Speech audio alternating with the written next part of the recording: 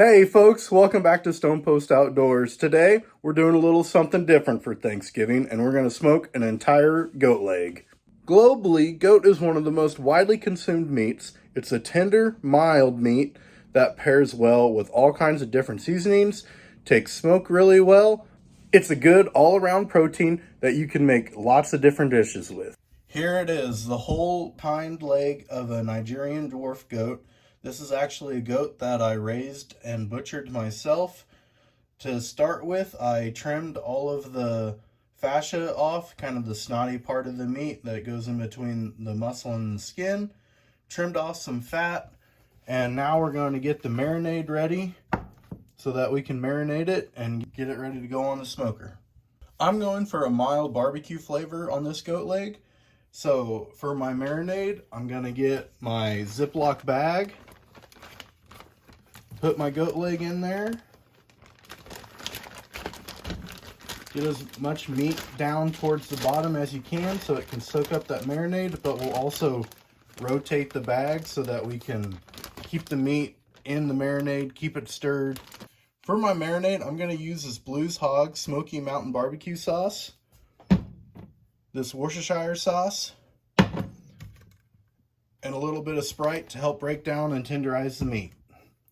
So, like I said, goat leg in the Ziploc bag, and just measure with your heart. Add a good amount to soak up into that meat. I like Worcestershire sauce since this is going to be just a mild barbecue. It just adds a general all-around good barbecue flavor.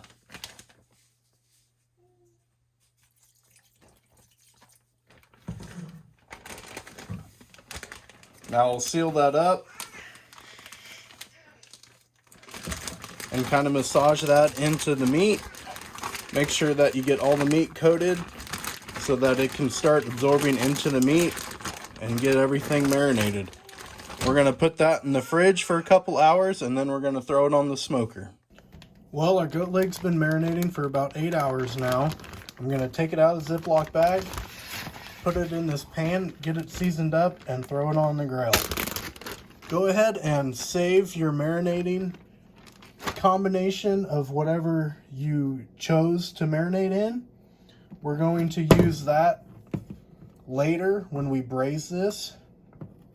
But for now, you could use a binder. I'm not going to. Like mustard, Worcestershire sauce, mayonnaise, whatever you want to use. But since this just came out of the marinade and is nice and wet, I'm just going to keep it how it is and sprinkle some of my homemade goat spice seasoning on there. It's just a combination of a bunch of different things. It's got some brown sugar, garlic, onion, a little bit of cinnamon, and a little bit of paprika. Since this is a bigger piece of meat, you can go a little heavy-handed on the seasoning.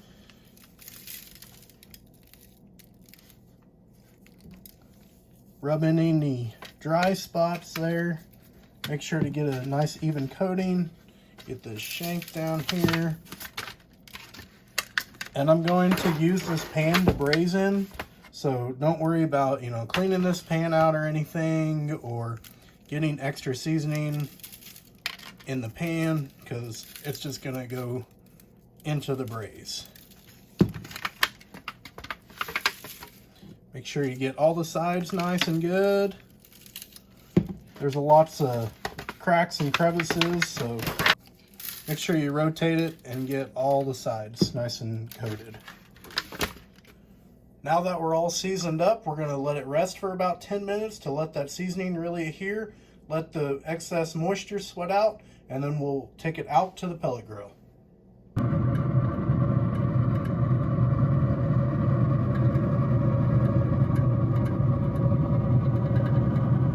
We're on the grill. We've got some extra mesquite wood chips smoking just to add a little bit extra smoke flavor to it. We've got our ThermoPro meat pin inside. I'm going to let it go until it reaches an internal temperature of 165. This is the ThermoPro app. It shows you the graph. You've got your temperatures displayed there. It comes with all these different presets. lamb, pork, and what temperature they should be cooked at. It also comes with the option to add your own kind of profiles.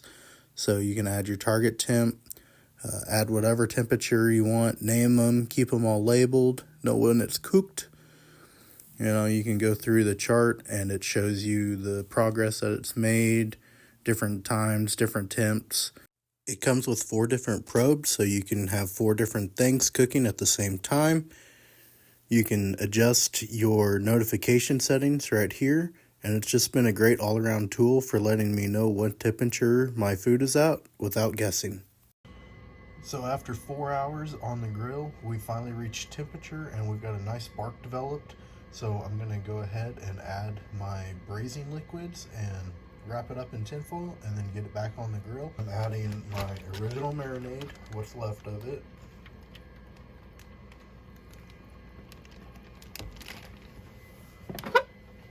A little bit of brown sugar sprinkled on top to add to our sweet profile that we're going for.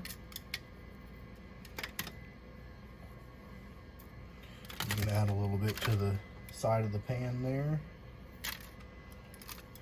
A little bit of apple cider vinegar.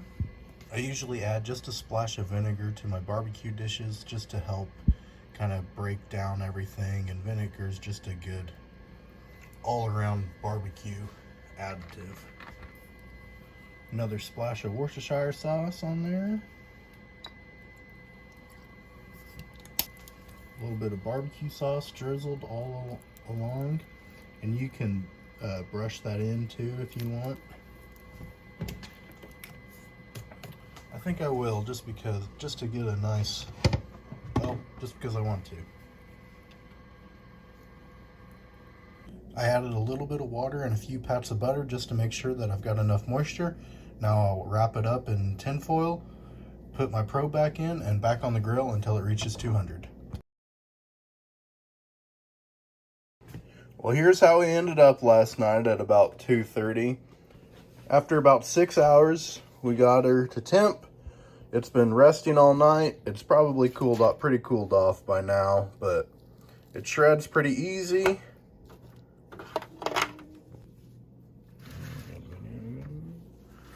Big Jake even made a surprise visit just to have a goat leg. Am I supposed to eat this? Yeah, if you want some kind of disease. Am I gonna get drunk? Maybe.